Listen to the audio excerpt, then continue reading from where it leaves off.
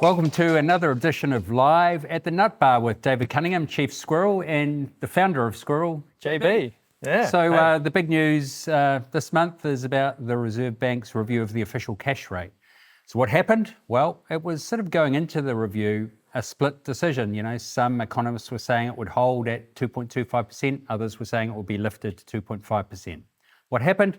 It was lifted to 2.5%. There are two or three reasons in there. The first is that the exchange rate is down quite materially, and that means monetary conditions are easier. In other words, exporters are going to earn more money. It's good for the economy. So you've sort of got a stimulus to the economy.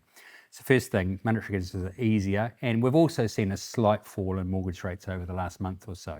That said, mortgage rates are still up at the 2-year term, 0.7% compared to late last year. So, you know, interest rates are up quite materially, which would naturally slow the economy a bit. The big concern that came out in the monetary policy statement was the concern that a recovering economy, now it seems the war in the Middle East is behind us, that although we've just had a fairly weak economic quarter and the June quarter just finished, that in the September quarter we'd see a recovery, which might see some firms start to go, hey, it's been really painful. Can we pass on some of these costs we're bearing? So the fear of cost increases. So this was sort of like a move to sort of help potentially avoid that.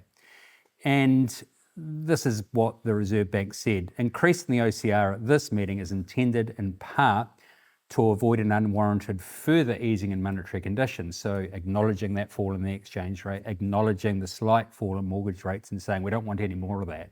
So sort of leaning into that. Looking forward, more OCR hikes are likely was the key message, but the timing is uncertain. Next OCR review is in about 6 weeks. There's another one before the election and another one at the end of the year. So I think the Reserve Bank's saying it's likely we'll have a couple more hikes by the end of the year. So that's the summary. JB, what's your take on it? You know, if we get to 3% by the end of the year, what does that mean overall for the economy? And look, I mean, I wouldn't have moved, right? And the reason I wouldn't have moved is that at the end of the day, consumer confidence is low. People's wallets are shut. They're not just going to miraculously open because our export sector is doing well. It takes a while for the export sector to flow through to the wider economy. Well, an example would be, you know, the dairy payout has been massive. You've had the bonus that from the sale of the Fonterra Brands sort of business. That's been billions of dollars extra into the economy. You wouldn't know it. No, because consumer confidence just hasn't recovered yet, right? So it sort of feels like, no, we've got to put the rates up to dampen down any enthusiasm just in case businesses try and pass on cost increases. And look, I don't know that's how you run an economy, right? From my perspective, from my humble perspective. But so if you were on the Monetary Policy Committee, you would have been a firm arguer against a hike. I would have been. Would have put your vote in and it would have been noted. It would have been noted. However, you know, look, I do think that the reality is we do have to get back to neutral, and a neutral OCR is around 3%. So what does neutral mean? Neutral, the economy is not too hot, not too cold. Right. It's nicely balanced. You've got growth coming through. You don't have higher inflation. You've got reasonable amount of surplus capacity in the economy, which means people available for work. It's not stimulating the economy nor depressing the economy. Yeah. It's just like the Goldilocks, just right. And we can all get on with not worrying about interest rates and just grow the economy, do our job. And I think we, you know, and we do need to get back to neutral because we're in stimulatory space at the moment. We do need to get back to neutral.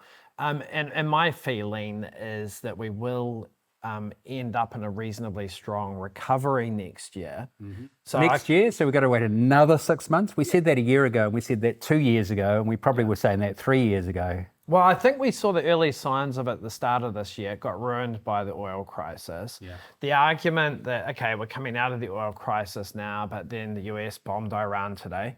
You know, so it's a bit early to sort of say the end of global uncertainty when it's still playing out. The bigger reality for us, we're about to go into an election cycle. Right. You know, and it is very unclear who the next government's going to be, at least on current polling, right? So that basically pulls business investment decisions back. I mean, no one's going to make investment decisions in the second half of this year. So you're suggesting that actually the recovery that the Reserve Bank's worried about and has lent into today may not actually eventuate. So it could be quite a subdued September. Well, when you think what's on the table in terms of the differences in policy between the left and right factions, absolutely. I mean, how do you make investment decisions into the economy when you don't know which way the economy is going to lean next year? So I think the second half of this year is going to be quite subdued. I mean, there'll be positive momentum starting to come through from things, but I don't think you're going to really sort of see the economy strengthen until people basically get back from Christmas. We always get happy at Christmas, though, don't We we? do, So, we do. Yeah. Spending goes up, especially if there's a bit less going out of our pockets on fuel price. So yeah. And we're just, we bounce off each other and we'll feel a little bit better about the world, a little bit more positive. So I think next year we're going to see a strong recovery, which means that we need to be back to neutral sort of by March to June next year. And you needed to have 3 increases. We've seen one today. There's at least another couple on the table. So you're sort of picking that by Christmas we've got an OCR of 3%?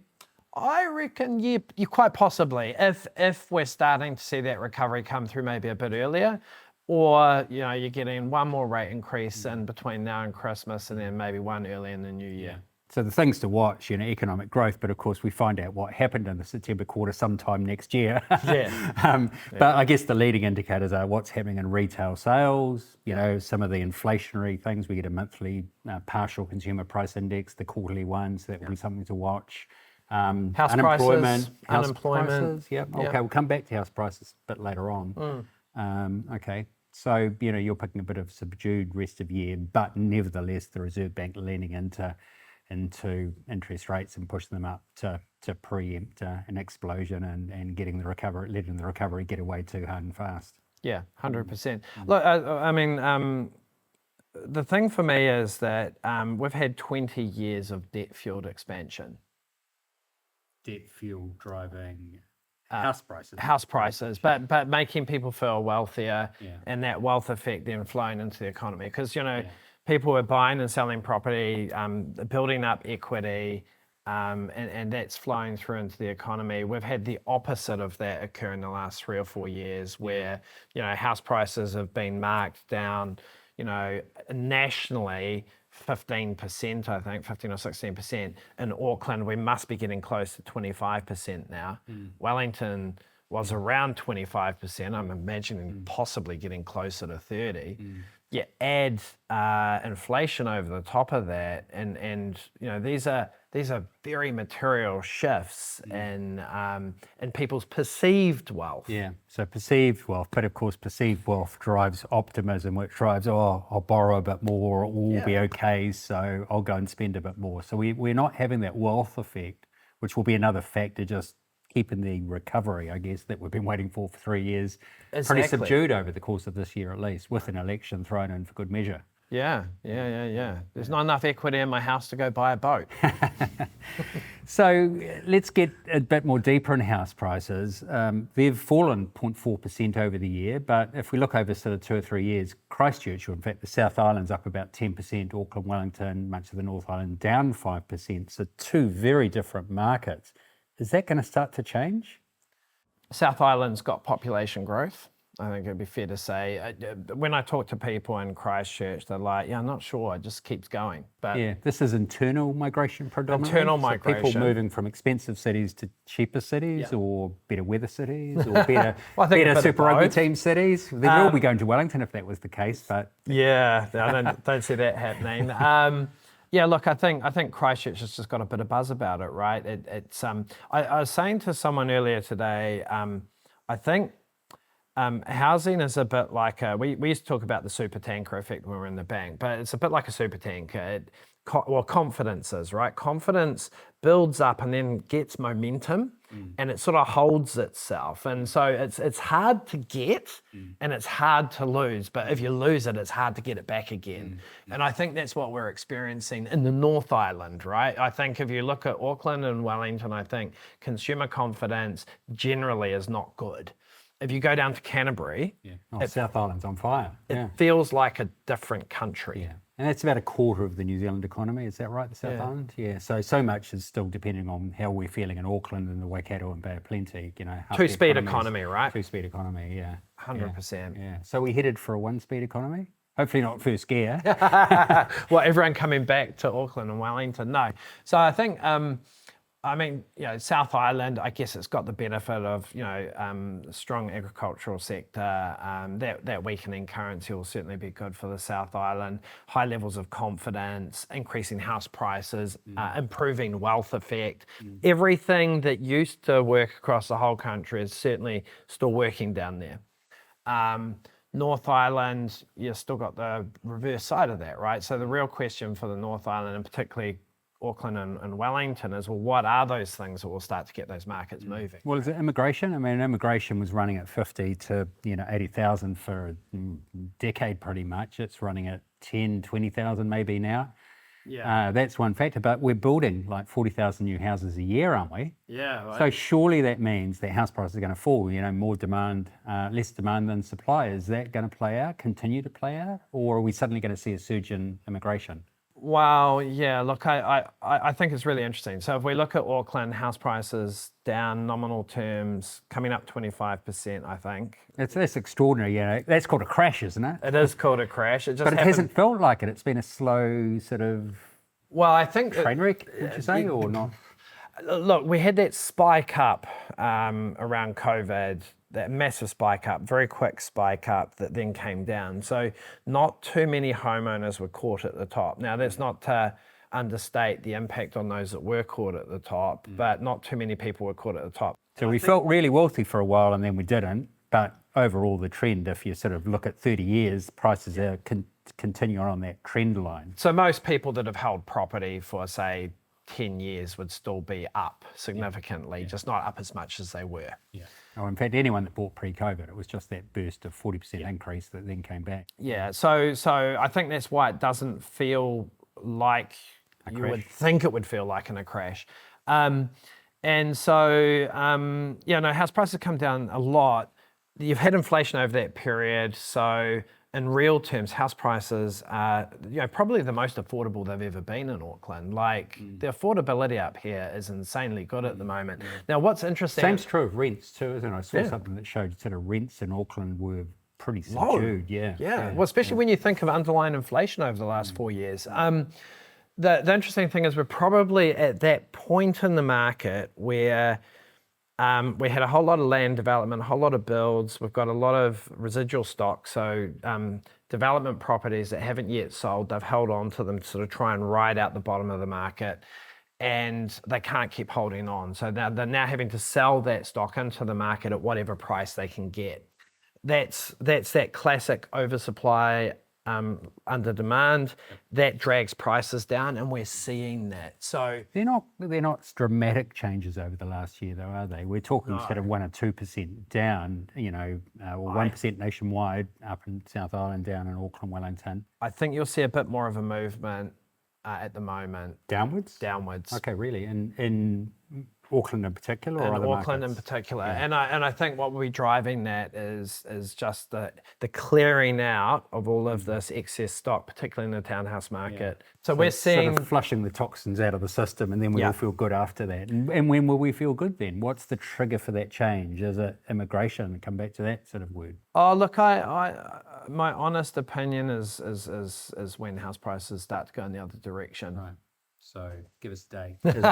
Is it like October, last quarter of this year, first quarter of next year, when we're going to see that tipping point? I think that the final flush out of excess housing stock, is pretty much going to occur in the next sort of 6 months or so. So does that mean that sort of come the later part of 2026, early part of 2027, that's the turning point? And from there, does that mean we've probably just got gradual house price movements for several years? Yeah, I think so. I mean, if you look at the anatomy of a housing crash, that's what you see. You see a crash. And normally preceded by a spike too. A spike. Yeah. You see a spike, then you see the crash, and then you see a recovery. And it could take anywhere from 5 to 10 years post-crash for it to recover its nominal full. And then you've got the inflationary impact that's got to work through. So as well. why should house prices always go up anyway? Well, the real economy's growing, and it's typically growing at sort of 3.5%. For the last couple of decades, household incomes were going up on average, I think, a little under 5% per year. And that was probably the rate of nominal GDP growth. So that's real growth in the economy plus inflation. So, from 4 to 5%. Yeah. Does that mean house prices typically would, all other things being equal, rise at about 4 to 5%? Yeah, in the long run? Absolutely. So long as you've got a bit of inflation and an economy that's growing. Yeah, and then supply and demand will have an influence on it because people will typically, when they're competing for property, will typically pay as much as they can afford to. So when property is tight, you'll see people leveraging their borrowing power, and that will drive house prices a bit harder and faster. And but outside of that, you would expect to see house prices going up typically around 2% above the inflation rate. So if we sort of look back at the last 25, 30 years, excluding this last 3 or 4, 5 years post-COVID with the spike and sort of fall, what have house prices increased in New Zealand on average over that period, roughly? I don't know. I'm guessing you know. Look, I can tell you 6.8%. Yeah, 6.8%. So about 7%. Yeah. Why 7% if the economy's only been growing at 4 or 5 then? Yeah, so that's a shift. So we moved to a lower rate environment, right? So if you think back to This is council rates or interest rates? Interest rates. So council rates clearly going up. If you think about, you go back to the, let's think sort of the late 80s, early 90s. Okay, I got my first mortgage, 15%, yep. Yeah, high interest rates. And then you sort of move towards this sort of, I guess, inflation wasn't really in check. Inflation rates were high. We moved towards, New Zealand was, I think, the first country in the world that moved towards inflation targeting. And with that, as inflation got under control, you saw interest rates just in a long-term downward trend. So this long-term structural change in the market, and that structural change is over, I guess, is what you're saying. So we're not going to have the interest rate-driven increase in house prices. It's got to be built on fundamentals, which is incomes. So I think what you can say is that Kiwis are prepared to spend a percentage of their income, their household income, on a property, in terms of their ability to borrow and make repayments against the mortgage or pay rent. So it's a sort of key message, stand back. Sometime in the next 6 months, we're going to see that tipping point in the housing market, and we're probably going to see prices on a gradual increase for several years. Nothing spectacular unless immigration explodes, which doesn't feel likely. Yeah. But we're sort of almost back on track, but nothing spectacular. I think so. So what does that mean for investors then? Are investors going to be jumping into the market for that 4 or 5% growth and leveraging up like they have for the last sort of 20 years? Well, I think long-term investment property still generates a reasonable return.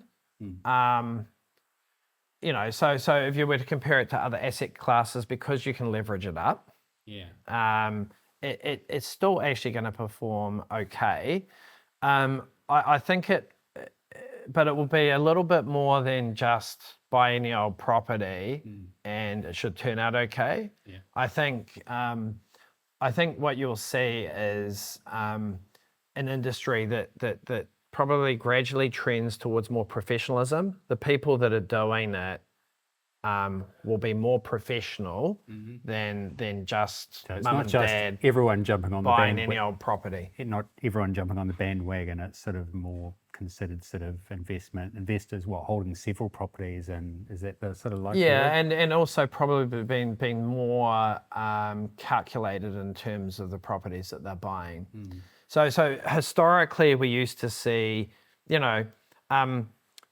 call them professional investors, but they're just like anyone else. They're just choosing that's their thing, right? It's a bit like stamp collecting or, some people just love being professional property investors. And and they do well at it. And there's a technique to it though. You don't just buy property and hope. These are people that are very calculated. They look at a lot of property. They're very careful about how much they pay for it. They have a very good understanding of rent yields. They have a very good understanding of population and migration movements, and they're very intentional about what they buy, and they do well at a property. And those people will always do well at a property because they're respecting it and they're treating it like an investment. People who just sort of dabble in and out, they don't do so well.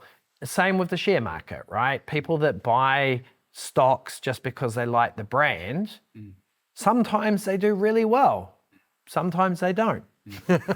Yeah. Hey, let's pivot a bit to interest rates. So with the OCR up and 2.5% today and headed to 3%, as we've talked about, mortgage rates. So 6 months ago, mortgage rates, you could get a 2-year mortgage rate at 4.45, I think is as low as it got. Today, it's about 5.2. So we've had a 0.7% increase, even though we've only had the OCR go up 0.25. Are those 2-year rates going to go up more? I don't think so. They could a little bit, but if you look through the noise, because markets are always going up and down all the time, right? And banks will respond to that. There's two key things that play out here. The first is the level of competition between the banks, because competition between the banks is one of the major drivers around where these rates settle. The second thing is, where do banks price above, wholesale rates? And typically what we see is banks are pricing, when it's competitive, they're pricing, down about 1.7% above the wholesale rate. So when I think about the OCR at 3, maybe bank bill rate slightly above that, maybe 3.2, and then you add 1.7 to that, you're up around 4.9, right? So I kind of feel that a rate around 4.9 is a neutral mortgage rate.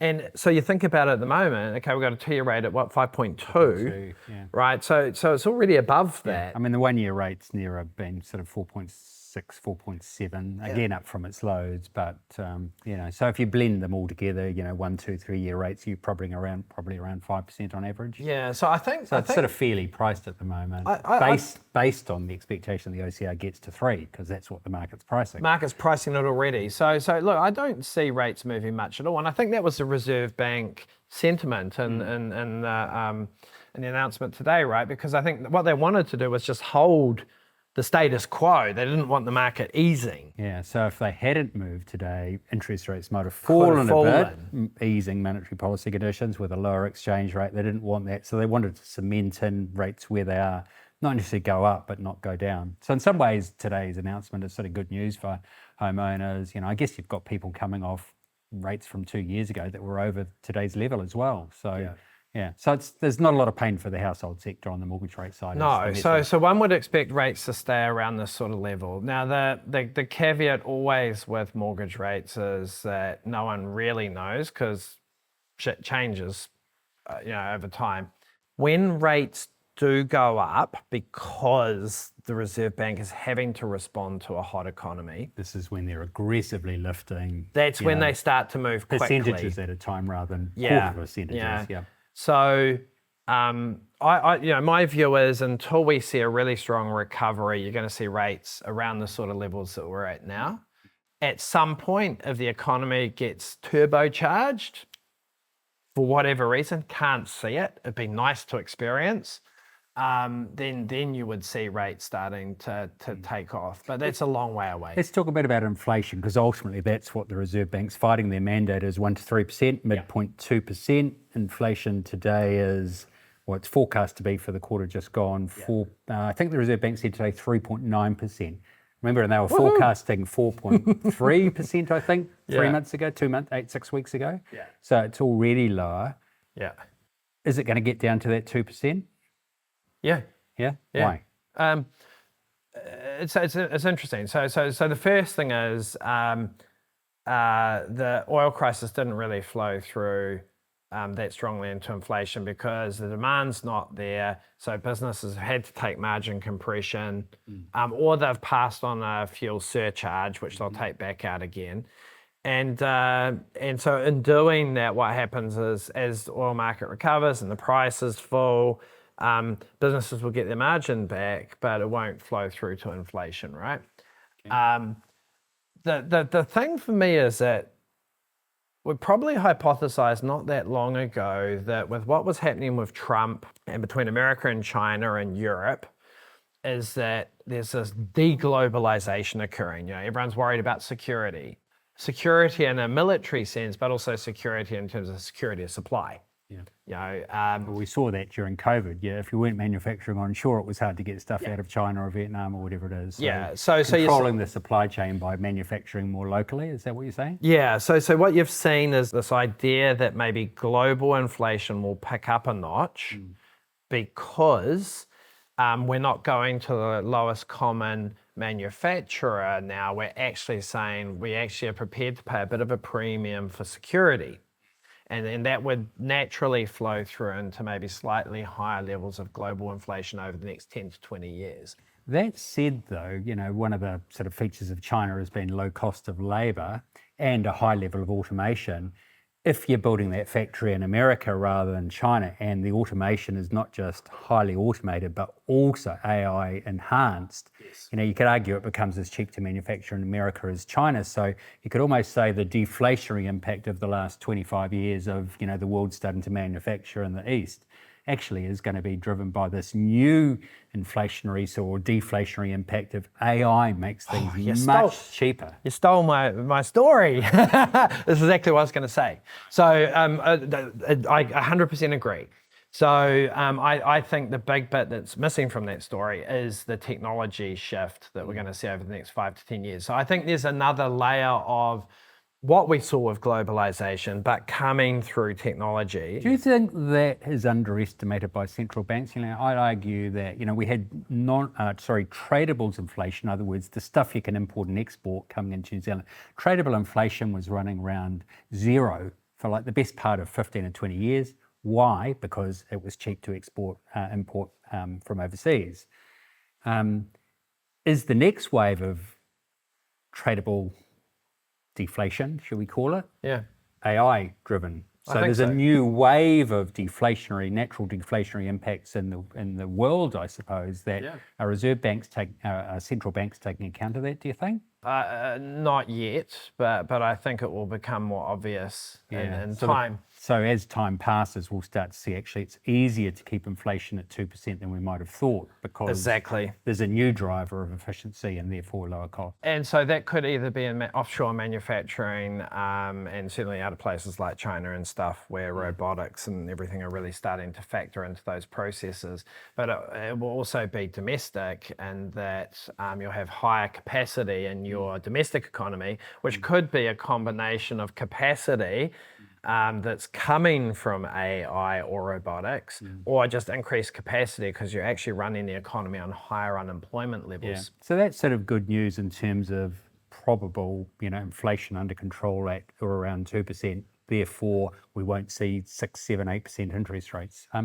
What about oil? So, some of the research I've seen says, going into the Iran, Middle East conflict, we had sort of a demand globally of about 100 million barrels, and that was cut by about 10 million barrels per day. This is production via the Straits of Hormuz being shut. Of course, that rebuilt a lot of that quite quickly because of the East-West pipeline in Saudi Arabia. So they were exporting 6, 7 million barrels of their 10. So sort of the research I've seen sort of says that as Saudi Arabia restores full production, as Iran pumps oil, as Iraq pumps more oil, the UAE, Kuwait, those markets that were almost pumping no oil, restore production. Yeah. And remember Trump's pump, baby, pump. Yeah. So US, Canada, some parts of South America, Kazakhstan, even Russia. Are we headed for an oil glut?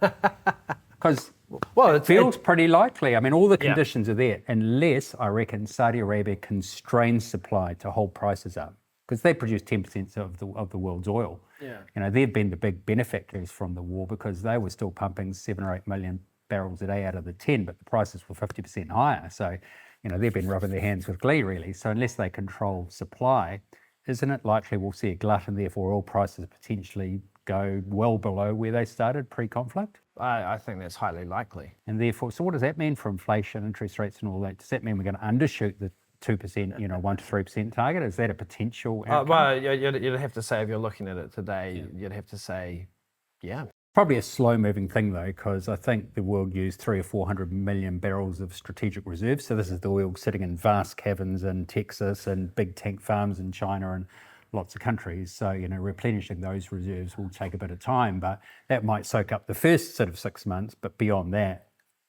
Yeah. And there will probably be more investment going into security of supply as well, right? What about electrification? Is that a thing? Is that going to, it suddenly was revealed to us that New Zealand runs on diesel. That was an aha. I always thought, it would be better, but actually it was like most of the concern was around diesel, wasn't it? Yeah. So electrification, is that going to see 100 million barrels a day suddenly go to 50, or is that again a 50-year sort of story, do you think? I don't know. I guess just means electricity prices go up. I think the broader story on technology is a fascinating story. We're moving into a world, I think, with very strong deflationary forces. And there's only one thing worse than inflation, and that's deflation, right? yeah, well, yes and no. I think yes, for sure, because no one wants to catch a falling knife, and we've experienced that in our housing market. So that's the problem with deflation, is that it destroys consumer confidence. Why spend today when it'll be cheaper tomorrow? Yeah.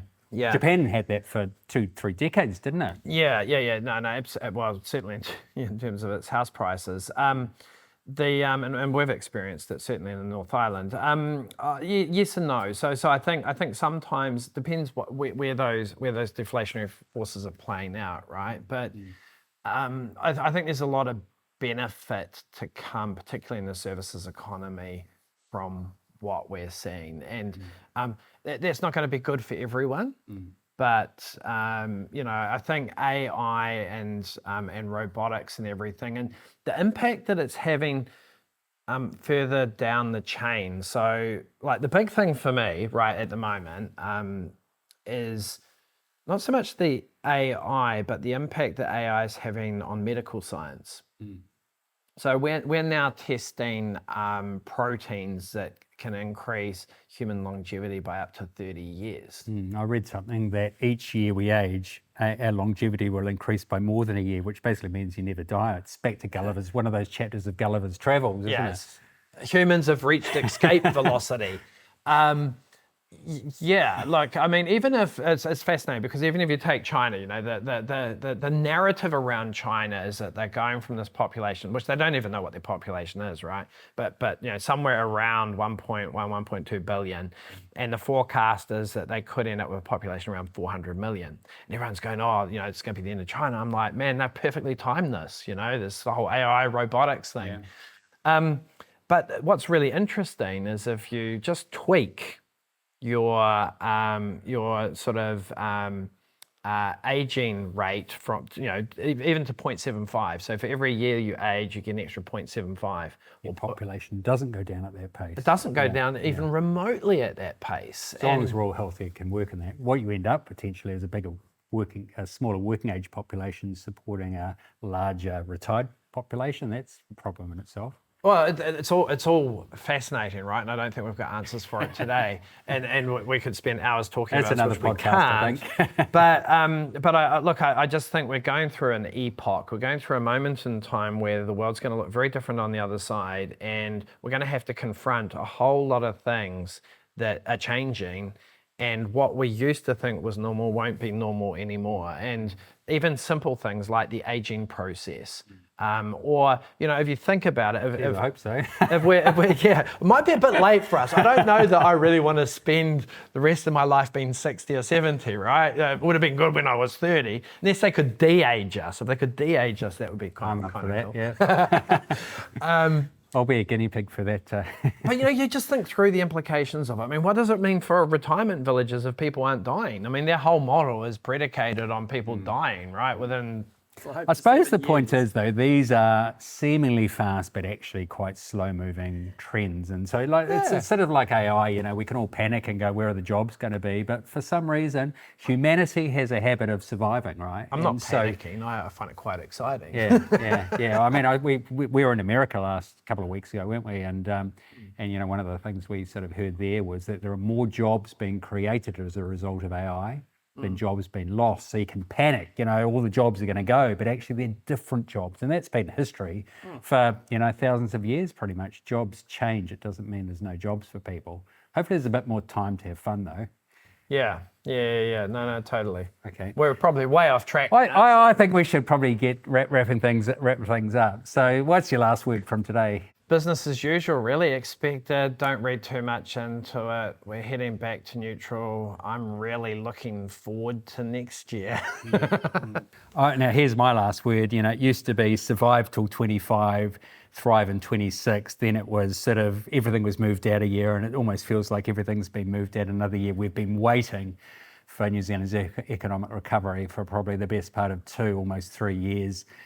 I guess the Reserve Bank was saying it's coming. The economy is going to be healthier, a lower exchange rate, a booming agricultural economy is going to be supportive. And, I remember when I started out in banking, you had this phrase, the rural or agri-led recovery.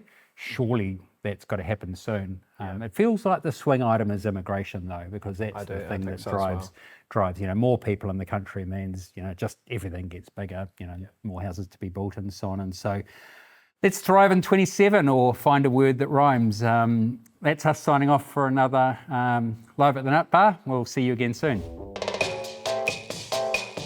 Thanks for listening to today's podcast. If you have any questions or things you'd like us to talk about in the future, get in touch with us at david@squirrel.co.nz or john@squirrel.co.nz. And please do share this and subscribe anywhere you get your podcasts. The opinions expressed in this podcast are not financial advice or a recommendation of any financial product. Any commentary provided are personal views and are not necessarily representative of the opinions of Squirrel. As always, we recommend seeking professional investment or mortgage advice before taking any action.